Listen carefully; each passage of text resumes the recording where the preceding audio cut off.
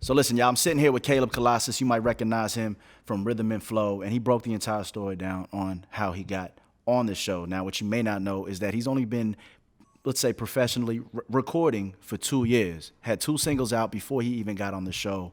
And the lesson here is that he shot his shot.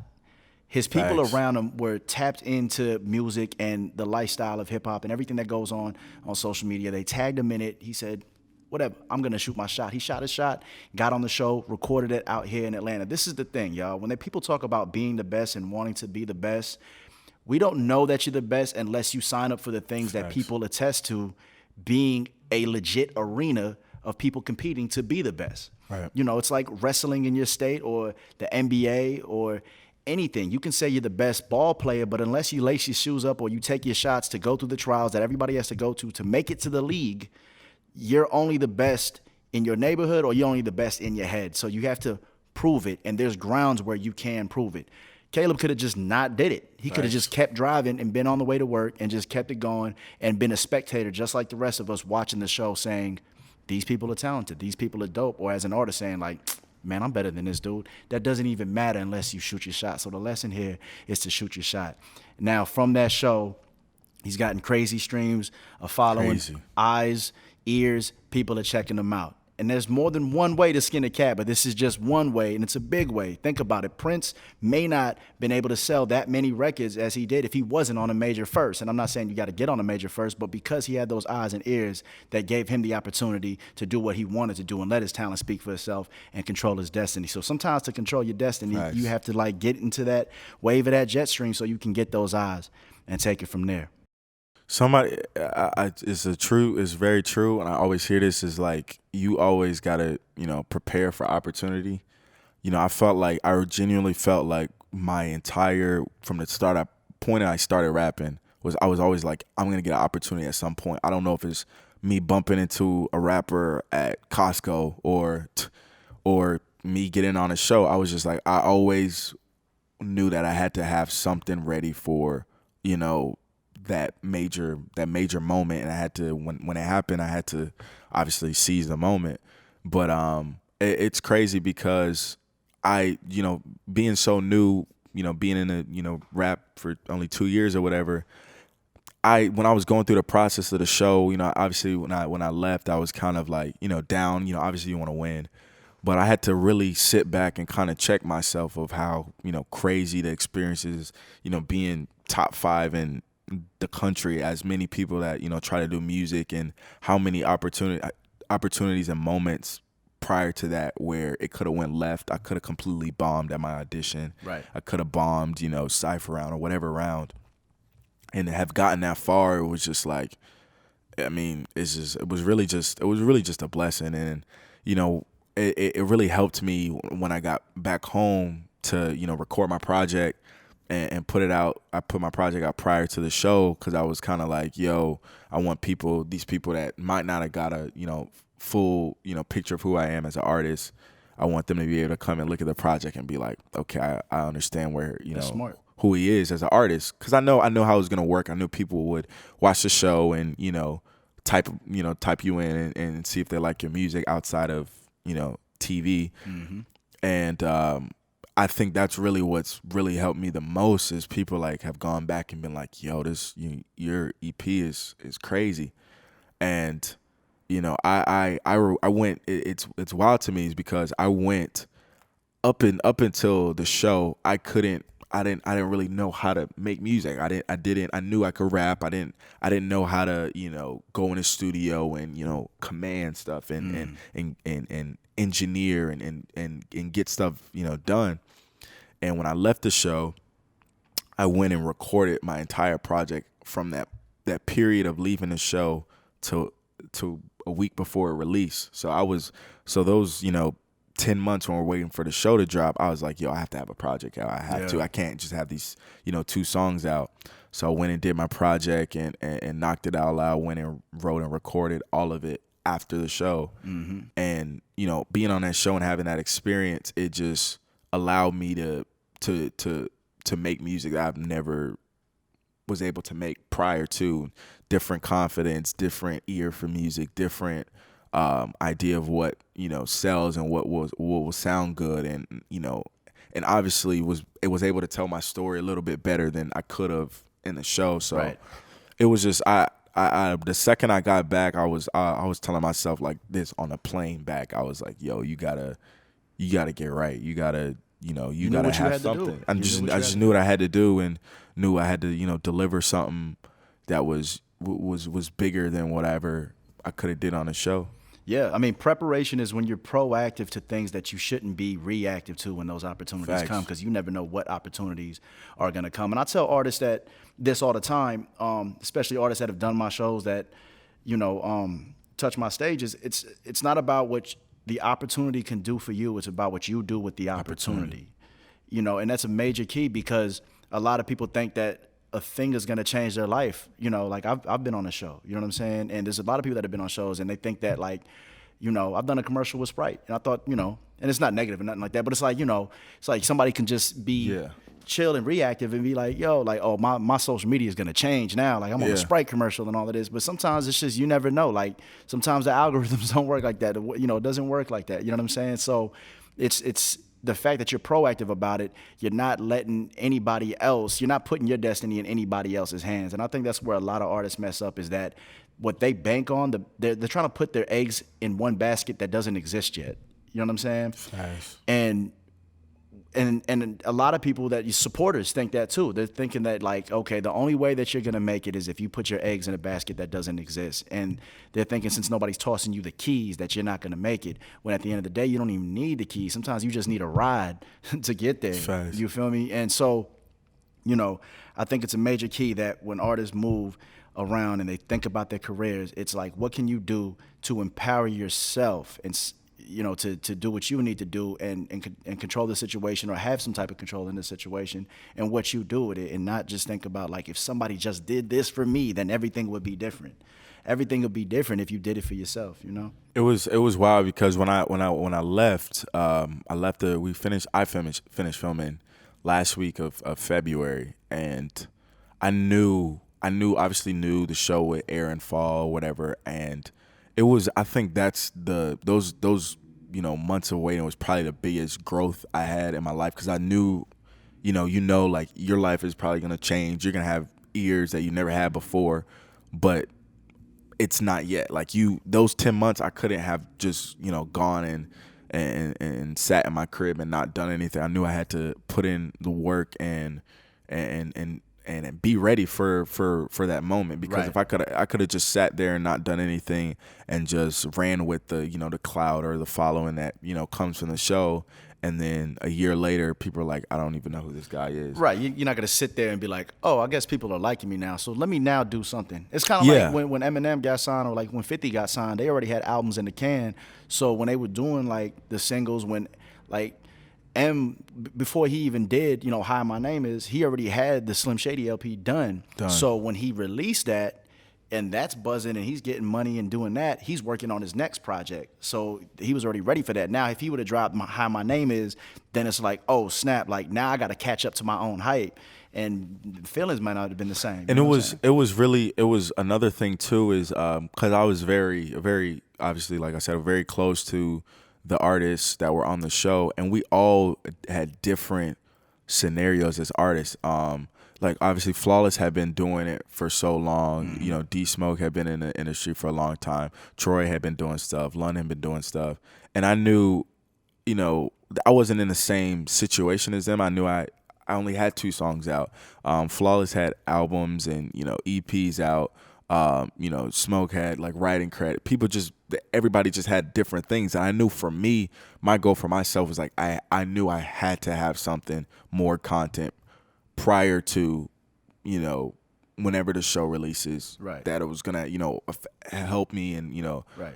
positively affect my streaming and, my brand as an artist. I couldn't have looked at it, we couldn't all have moved the same.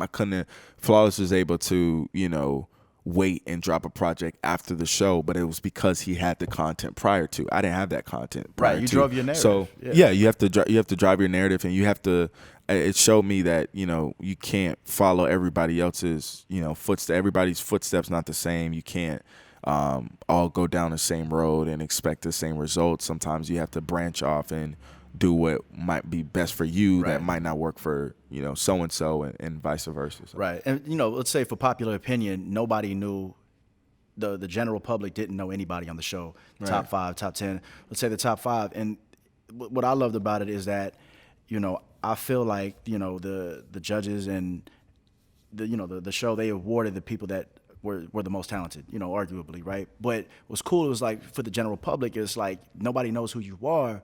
But once they looked and they discovered it, they didn't know you only had 2 songs or whatever, like, or up to that point you only had 2 songs. Like, they went back and they saw like these aren't just people like on the come up, hungry and scratching at the industry's door to get in. Like, these are people that are independent, hustling themselves, and we should know about them. So when people looked it up, they was like, oh, this kid Flawless is crazy, Smoke is crazy, London's crazy, saying Caleb is crazy, Troy is crazy, because y'all did that for yourselves, and you didn't wait for anybody to hand that to you. And I think that is as relevant as that is now, and I think more people are on that now. It wasn't always like that. And I think there are people that still hold on to an old mindset that, it's about what you do for yourself. You know what I mean? It is, man. It's such a grind, and just looking back at it, I'm just very appreciative and just happy of, how I approached it, and it's just been crazy, and it's really it's just lessons for the future of how to move and how to operate and do it, because you really have to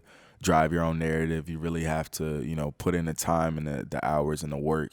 And for me, it was one of those things where I never considered it as work, because I enjoyed making music. I love doing it, but I have to step back sometimes and be like, you really worked your ass off. You really, did what you're supposed to do to get to the point that you're at, and it's right. It's crazy. So with the show being like the way they kind of release schedule, they did that. Did you see your streaming numbers kind of climb like steadily from there? And then when the show was on, right, like you had crazy episodes where it was like you were a lot of the focus and stuff like that. Was your socials going crazy and you was interacting live? It was for me. I feel like what I really noticed from the show, and the one thing that I wish that I got more out of the show is I feel like people didn't still.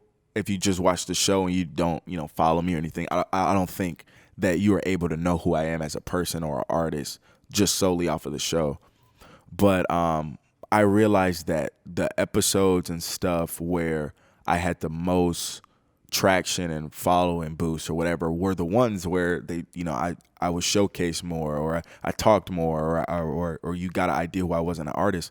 And it really didn't peak for me until the video round, which was like my favorite round, where people were able to see, how we made the video and how we made our first songs. Because it's cool, a lot of people can do ciphers and battles and rap, but they're not, true artists. Yeah. And I think the video round for me, because I've always been into, the arts and painting and shit like that.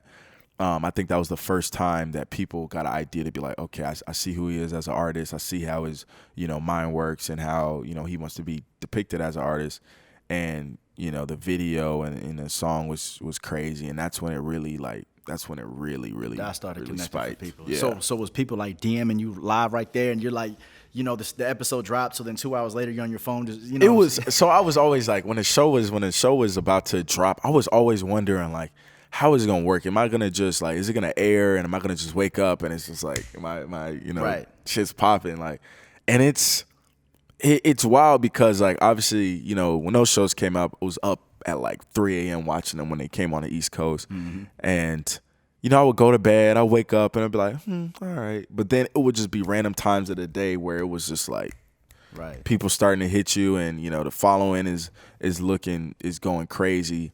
It was days where, the shit was growing like 8, 9, 10K a day, just going. And I started the show with like 2,000, followers. And I'm not to say that that's, what, confirms you as a person or anything like that. But as an artist, obviously you need to have, a fan base and people, that listen. So I think that was just the craziest thing to see, because I wasn't used to, my phone moving that fast. And as a whole, only, my friends and family knew that I was on the show. So it was one of those things I had to keep a secret. So people are like, yo, why did I know about this kind of Right. thing? So it was the shock factor. It was like obviously the Netflix factor. It was just crazy. It got to the point where it was like I couldn't even, keep up with, the phone or the messages or stuff like that, which is very cool. That's insane. That's insane. So I want to talk a little more about the show, and we can keep it pushing from there. What was, how did you feel about like the top 5 and how everything went with the show, the results, and do you still keep up with everybody and talk? What's the alumni like of the show? It's really cool. I mean, I think obviously I'm closest with people that were in the top 5 because we spent the most time together, obviously. And then the later it got in the show were the later weeks. So it would start off and let's say the cipher when it was all 30 of us, we'd record and then do something the next day. But then it got more dragged out, the further we went. But we talk. We have a group message. We talk all the time. Every time somebody does something, dope, Smoke drop a video or go do something, or London coming up here and killing it, or I went to Troy's show, or Flawless went and flew out to Rhode Island with Troy to go visit him. It's just like we're really cool because it was such a crazy moment to go through that with people. Like you can't not be close after that because it was such a big moment for all of our careers and just like a launching. And we all have been doing, working so long. Especially, I was just really happy for Flawless and Smoke because, they had been paying their dues. Flawless is 32, Smoke is, 33. They've been doing it. Like I'm so new to this that it was just like, I felt like I'm in Wonderland. This is crazy. It's cool to me, but it's like they really paid their dues and earned it up to that point. 10 years longer than I have. And it was just cool, man. It was just great to see people, like good, genuine people, be rewarded for work and and the time that they've put in because everybody wanted it so bad. London had a kid. Flawless had a kid on the way. Smoke would just been working and been low key. Troy had his situations, and it was just great to see everybody succeed. Even people that went home earlier rounds. Saxon, Beans, just it was good because I felt like everybody profited and did something off of the show, and it was. I feel like they did it right. The producers and Netflix. Shout out to the producers for and the creators for just making something just amazing. It's so on time for 2019 to do a show like that on Netflix that has a crazy audience. Crazy. I think that was a major key. I'm watching that, and I did a show called The Bar Exam. It was similar. When I'm watching the show, it's like there's 3 judges watching, giving feedback, and it's hip hop. There's people that are hungry. There's people that are just banking on this to change their life, and I'm like. It kind of made me, as a viewer, understand like the feelings that we were curating, the experiences we were curating doing the show. I'm like, yo, like this is insane. Like I could see how people gravitate towards this. I mean, when we did My One Shot, that was on BET, and that might have came on. I think it came on prime time. It was like 9:00. But the thing was, that was on cable television, and I don't know how much they were doing online, but it wasn't on like a Netflix or a Prime where people they had the viewership already. And I think if it was, it'd have been totally different. So I think everybody benefited from just the release of it being on a platform that has so many eyes in it. That was so 2019 modern day. The one thing I'll say that I thought is just really crazy is like how much emotions that like fans and people got from the show, but they didn't even see like the full like as an artist that was on it and people that we're with, we have such a different picture of the show because it's not cut down and spliced. Obviously, they have to cut stuff down to be 60-minute format or whatever like that. But like when you're living it and you see the interactions backstage and the full feedback and the full, the whole picture and how it felt to go back and, move on to the next round and go back to the hotel and feel great about yourself. Just everything, from working in the studio, those hours that we were in there trying to make a song. Like, obviously I had to condense it and make it that, but it was just the total package that it's crazy that people still were, gravitated to it and were moved by it as much as they were. And I'm like, y'all didn't even really see, like Right. really see, It was like really how just this a went. slice of It was life. y'all got a Yeah. slice of this. Like everybody, that's why everybody that's on it is genuinely close and roots for each other, because we know what it felt like to be in that situation, in those moments, and that high pressure, and feeling like how we were feeling backstage, waiting to go on for Right. hours. Right. It's just crazy, man. Yeah, it's just crazy, I and can imagine. I'm glad that people were able to embrace it and fall in love with the show, because it was nuts, man. That's what's up. So, post show, is there any post-mortem? Like, you have that high of, you have the stress of doing the show, and then it comes out. It's crazy. You got these socials, it goes up and everything. You did the album, and now the show's been done for for 3 months. Is any post-mortem depression from that, or what goes on after the show, and where are you at now? Absolutely. I'm just really nostalgic person. So I'll have my, times where I'm like really reminiscing, because it was such a big, major moment in my life that it's impossible not to like, think about it or dwell on it a little bit. But I think which is good is, you always have to get to that point where it's like, all right, it's time to move on. It's time to figure out what the next step is, what the next move is. So I think right now it's just been really figuring that out. I was able to drop a video, drop a song, post. I've been traveling and trying to just figure out, more so the business aspects that I didn't have taken care of. Obviously, I've been getting more opportunities to do stuff for shows and, brands wanting to do things. And it's definitely, show's been crazily, beneficial. But you obviously do have that feeling of, dang, it's like over. Obviously my thing's still growing because people watch Netflix whenever they want, which was cool about it. That's not good. being on not being on cable television. It's not like it's over and it's done. It's always going to be continuous because people watch Netflix and get on the shows on their time, on their time frame. But it's cool. It's just, I think now it's just like now you have to reevaluate. You have to be like, have to reapproach and figure out what's next, which is cool because I don't know what's next, and there's beauty in and not knowing, the unknown sometimes, and figuring out now that I have a larger platform and a larger base and more eyes, and now I can move a little different than before, where I was like, I just gotta get on, I gotta get people to see this, Right. So yeah. Right. So what's your game plan for 2020? Now that the show's over, you focusing on you. What's going on? I'm gonna go crazy in 2020. I don't know exactly what that looks like for me yet, but whatever I plan to do is gonna be crazy. I don't know if it's another EP or more songs. I'm just taking it a day at a time. I think too many times, especially as an artist and just in general, people are like, I gotta do something big, blah blah blah. I didn't know in 2019, in 2018, I didn't know 2019 was gonna be as crazy as it was. Right. I didn't plan for that. I didn't necessarily sit there and say, in 2019 you're gonna get on a Netflix show and your following is gonna spike and you're gonna meet T.I., Cardi B, and Tip and Chance, and this is gonna happen for you. Like I didn't know. And Right. sometimes it's just preparing for those moments. I'm gonna still work on my music and work on my craft and have something ready for the next big opportunity. I'm gonna get my business right. I'm gonna always be trying to make content, coming and doing high off life freestyle, and I'm gonna be trying to do it all. Stay working. Stay active. Stay working. I think if I try to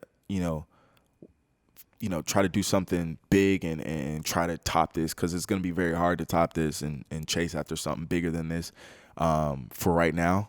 So for right now, just focus on myself, focus on getting my shit together, and I'm gonna come back with something, and they're gonna hear me again and not attached to rhythm and flow. No doubt.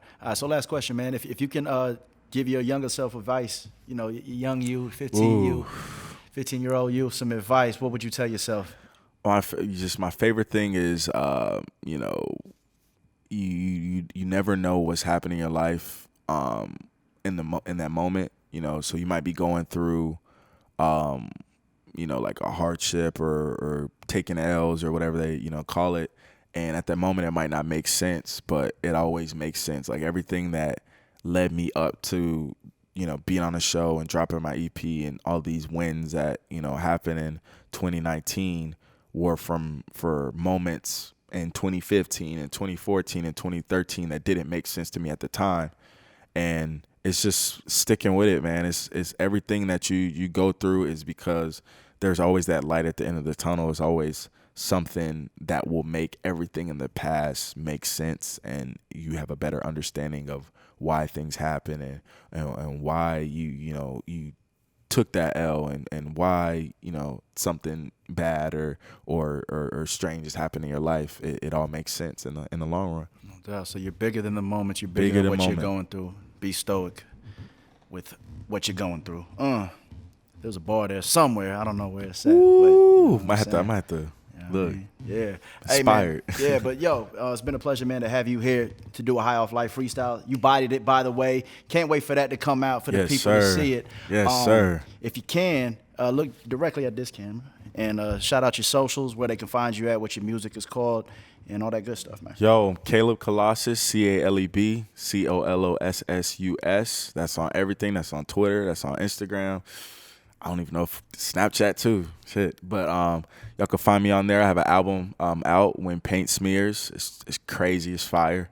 Videos out. Just type me in on YouTube. Anywhere you're going to find me. Name is the same everywhere. Just like that.